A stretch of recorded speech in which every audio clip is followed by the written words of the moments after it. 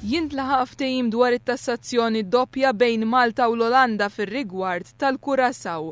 Il-Ministru għall-Finanzi Edward Cicluna presjeda fl-iffirmar ta' ftehim dwar it-tassazzjoni doppja flimkien mal-Ministru għall-Finanzi tal-Curaçao fil-preżenza tal-Ambaxxatriċi tal-Olanda għal Malta.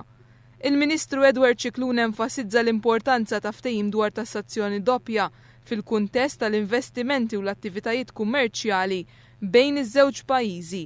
U għafisser dan il-ftehim bħala pass pożittiv lejn kooperazzjoni aktar b'saħħitha bejn Malta u l-Curaçao.